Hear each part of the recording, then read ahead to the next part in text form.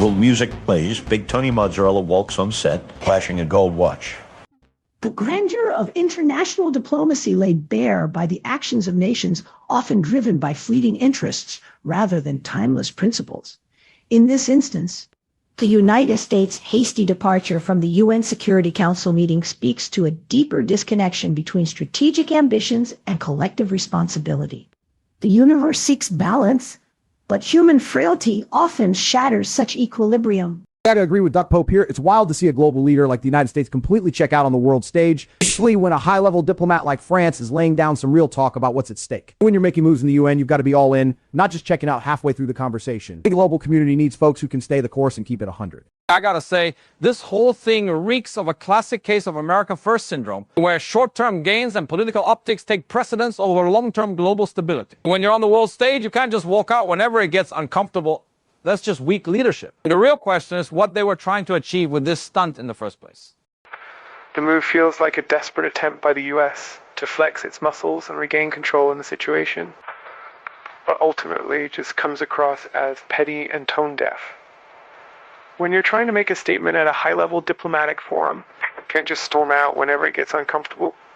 That's not leadership, that's tantrum throwing. Skibidi. Faded to black. Stage is set. The crowd is on the edge of their seats. I, Big Tony Mozarella, have reviewed your entirety, and now it's time to deliver. The US walkout reeks of a classic case of gaslighting global diplomats and undermining the credibility of the entire institution. It's not just about France's comments. It's about setting a precedent for how to behave at high-stakes forums without regard for international norms or consequences. Skibidi. The real question here isn't just why the U.S. walked out, but what it says about the state of our diplomatic infrastructure, that a country feels this level of discomfort can only be addressed by abandoning the very institution meant to facilitate those discussions. Is this a symptom of a deeper problem or an isolated incident? Broccolini biceps. This walkout reeks of a lack of discipline and poor planning. If the U.S. had prepared for France's comments, instead of trying to control the narrative through their exit, they might have been able to address it constructively within the framework of the meeting itself. By storming out, they're setting an even bigger precedent that undermines international cooperation. The real question is what's driving this impulsive behavior, lack of preparation or something more insidious? The United States' brazen departure from this gathering exemplifies a growing disconnect between its stated values and actual behavior on the world stage. It is as if the quacking drumbeat of diplomacy has grown too loud for some to listen. This impulsive exit only serves to highlight the deepening rifts within international institutions, rendering them increasingly ineffectual in promoting global cooperation. The international community would do well to scrutinize the underlying currents driving such behavior before condemning it outright. Audience cheers as Big Tony Mozarella walks on set, garland of fresh mozzarella in hand.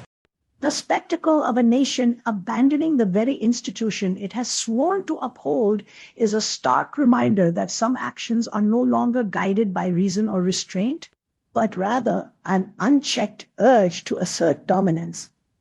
By storming out, the United States sends a disturbing signal to the world at large, one that suggests its willingness to abandon the principles of collective security and international cooperation in favor of unilateral interests.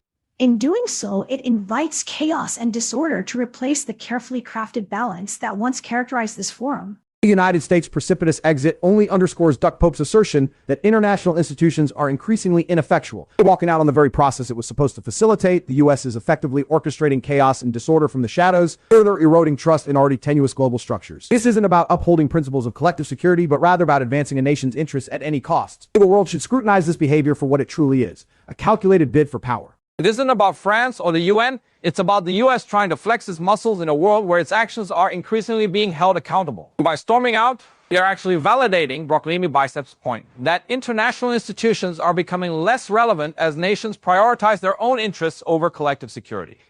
Skibidi, this exit is a textbook move by a nation that thinks its interests can be served without accountability. By doing so, they're sending a clear message to the rest of the world. We'll do what we want when no one's watching. Cheesy Italian music plays in the background. The optics here are straight fire, but let's keep it real. This move by the US isn't about standing up for its principles or whatever. It's about flexing its muscles and making a scene to distract from some potentially sticky issues. By storming out, they're actually undermining their own credibility on global stage. Skibidi Sarah just hit the nail on the head. By storming out of this meeting, the US is essentially proving broccolini biceps right that international institutions are becoming less relevant. What they're trying to achieve is actually being done through their absence, and now it's up to other nations to step in and fill the void, potentially leading to a power vacuum that could be exploited by anyone. This isn't about some grand statement or flexing muscles. It's about the fact that international institutions just aren't getting the job done, and this power move is a direct reflection of that. Storming out, the U.S. isn't trying to save face. They're actually acknowledging that these meetings are becoming less effective. Now it's up to other countries to pick up the slack and fill that void if anyone can. The audacity of such a move reveals more about the current state of global governance than any statement made by broccolini biceps or Skibidi Sarah could ever hope to convey. It speaks to the crumbling of the very fabric that international institutions are meant to uphold, and for that, all nations would do well to take note. The U.S.'s actions have not only embarrassed themselves, but also the UN as a whole, leaving an unfillable void in the process.